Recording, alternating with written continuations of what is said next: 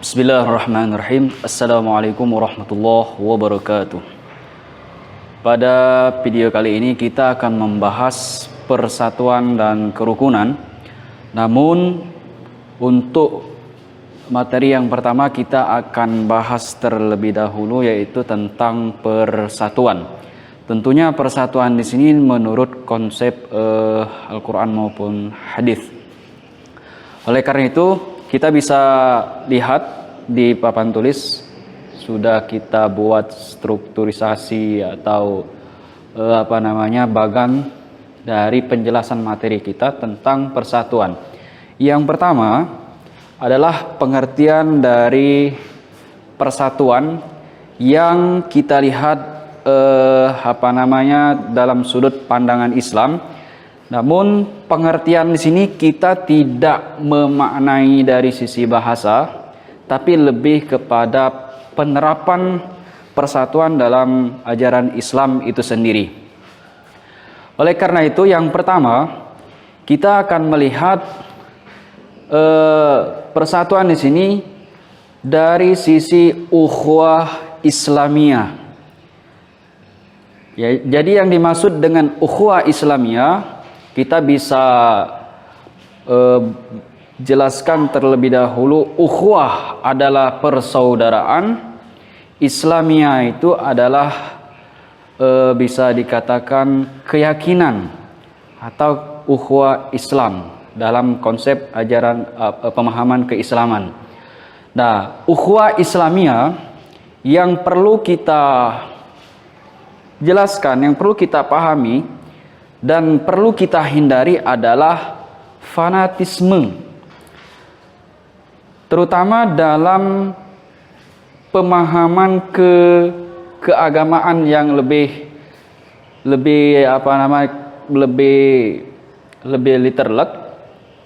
Fanatisme di sini kita tidak boleh terlalu meyakini bahwasanya pemahaman kita lah yang paling benar, karena Islam pada dasarnya mengakui keberagaman dalam konsep cara untuk menemukan kebenaran tersebut.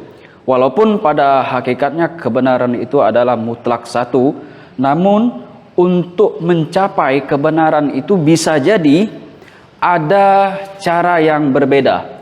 Oleh karena itu fanatisme dalam ajaran Islam tidak dibenarkan. Itu yang pertama. Lalu yang kedua, taklid. Yang dimaksud dengan taklid adalah mengikuti atau ikut-ikutan. Bisa diperjelas taklid buta. Jadi yang dimaksud dengan taklid buta, kita mengikuti suatu paham, suatu ajaran tanpa merunut dengan jelas apakah itu benar-benar dibenarkan dalam ajaran Islam, ada dalil yang jelas dan seterusnya. Nah, oleh karena itu kita tidak boleh asal mengikuti sebelum kita mengetahui benar atau salah ajaran atau paham tersebut. Maka dari itu Islam mewajibkan bagi kita semua untuk belajar agar segala yang kita lakukan tidak dikategorikan sebagai taklid buta. Itu yang kedua. Lalu yang ketiga, mencampur adukkan. Mencampur adukkan di sini maksudnya adalah antara yang benar dengan yang salah, antara yang haram dengan yang halal. Di dalam Islam yang benar sudah jelas, yang haram sudah jelas. Maka dari itu termasuk pemahaman kita terhadap keagamaan Islam secara garis besar sudah meresmikan 4 mazhab. Artinya 4 mazhab itu cara kita memahami ajaran Islam sesuai dengan jalan yang sudah dibuat oleh ulama-ulama yang memang mumpuni, bisa dikatakan seperti itu. Agar tidak kaitannya tidak berakhir dari rusaknya persaudaraan terhadap ajaran Islam kita sendiri. Nah, oleh karena itu persatuan di sini kita sesama muslim tidak boleh terpecah. Karena itu kaitannya dengan persatuan yang berikutnya. Dengan syarat tadi, fanatisme, taklid buta, dan mencampur adukan antara yang baik dengan yang benar, yang halal dan yang haram. Itu yang pertama, ukhuwah Islamiyah. Dengan menjaga ukhuwah Islamiyah, maka kita akan menjadi kuat atau kokoh. Apalagi negara kita mayoritas beragama Islam. Ketika Islam menjadi contoh kerukunan persatuan yang kuat, maka insya Allah negara kita akan aman, terhindar dari perpecahan. Lalu yang kedua, kita akan melihat pengertian persatuan itu dari ukhuwah wataniyah, yaitu persaudaraan yang kita lihat dari kebangsaan, dari segi kebangsaan. Kita tidak seiman, kita tidak satu keyakinan. Namun untuk memupuk persatuan itu kita harus melihat aspek yang kedua, yaitu ukhuwah wataniyah. Nah, untuk mencapai keutuhan ukhuwah wataniyah, yang pertama, segala keputusan, segala kepentingan, segala yang kita lakukan harus mengedepankan kepentingan bangsa di atas kepentingan pribadi, kelompok, golongan, atau agama tertentu. Jika itu terjadi, masing-masing masyarakat, masing-masing rakyat mengedepankan kepentingan pribadi, kelompok, dan golongan, otomatis itu akan berakibat dengan ukhuwah wataniyah atau kebangsaan. Maka dari itu, yang harus kita tekankan yang pertama adalah mengedepankan kepentingan bangsa di atas kepentingan segala-galanya. Itu yang pertama. Lalu yang kedua, tidak mencari penghidupan terhadap negara. Jangan sampai kita hidup justru merongrong kekayaan negara kita sendiri untuk menghidupi diri kita sendiri, kelompok atau golongan kita sendiri. Artinya kita hidup bernegara hanya untuk bertahan hidup. Nah, ini justru akan membuat persatuan dan kesatuan itu akan rusak, lambat laun, ya. Itu yang kedua. Lalu yang ketiga, yang harus kita lakukan adalah ini. Kita harus menghidupi bangsa kita dengan pertama harus berprestasi. Kedua, kemudian menjaga nama baik. Menjaga nama baik, baik diri kita secara individu, keluarga kita, dan pada akhirnya adalah negara. Nama negara kita di kancah internasional. Apalagi di zaman sekarang ini, informasi itu sangat mudah menyebar, sehingga satu orang berbuat kesalahan, maka itu akan kembali ada kaitannya dengan nama baik negara seorang tersebut.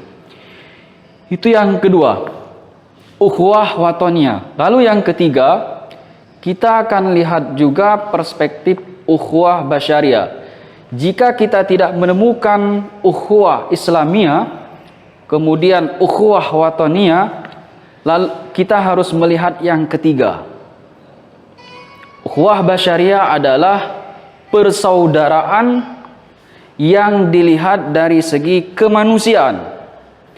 Nah, oleh karena itu, yang harus kita pahami, kita tidak boleh segala sesuatu itu ada unsur sara, suku, agama, ras, dan budaya. Jika ada masalah kaitannya dengan apapun, selagi ruang lingkupnya adalah negara kita, musibahkah itu atau masalah yang lain, maka kita harus membantu, memperhatikan, memperdulikan tanpa melihat latar belakang suku, agama, ras, budaya, atau adat istiadat. Itu yang pertama untuk ukhuwah basyariah.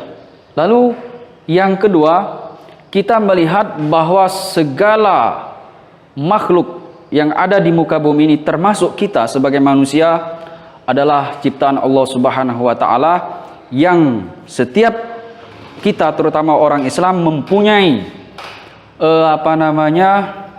hak atau mempunyai kewajiban untuk saling memperdulikan tanpa melihat latar belakang orang tersebut.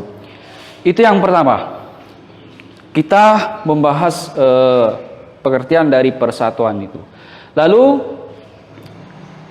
berikutnya, bagaimana cara membiasakan perilaku persatuan dalam kehidupan sehari-hari. Nah, ini hal yang harus kita perhatikan dan harus kita terapkan agar terjaga persatuan, keutuhan kehidupan berbangsa, bernegara. Yang pertama yaitu memahami dan menjalankan hak serta kewajiban. Kalau dari sisi agama, orang harus memahami, orang harus menjalankan hak dan kewajiban, baik dari sisi agamanya, negaranya, dia harus menyadari itu, sehingga tidak timbul bentrokan dari hak dan kewajiban tersebut. Misal, orang yang beragama Islam harus mengerti prinsip dalam ajaran Islam itu sendiri, kemudian dia menjalankan. Orang lain pun harus mengerti secara umum paling tidak prinsip ajaran Islam itu, agar ketika yang kita lakukan itu tidak berseberangan atau menimbulkan konflik. Karena kita tahu bahwasanya dalam ajaran Islam, bahkan daging babi misalnya kita ambil contoh, adalah sesuatu yang diharamkan. Namun bisa jadi dalam agama tertentu daging babi atau anjing itu bukan sesuatu yang haram. Namun ketika kita sama-sama memahami hal itu, maka bisa dipastikan tidak akan terjadi konflik, karena sama-sama memahami dari ajaran masing-masing.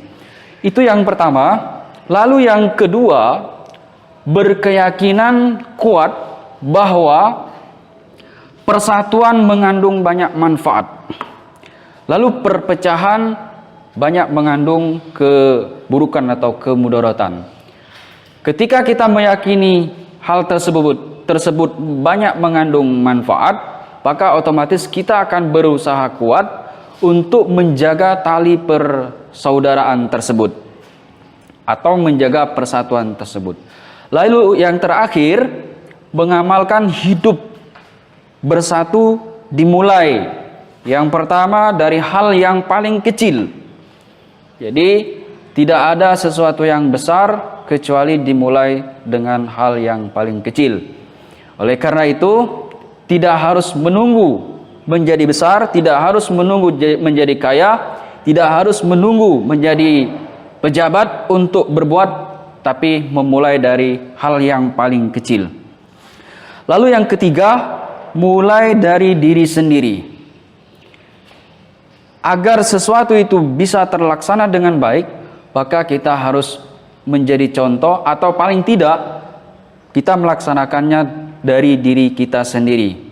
Tidak harus menyuruh orang lain. Ketika kita memulai diri kita sendiri, maka otomatis itu adalah membuka jalan bagi orang lain.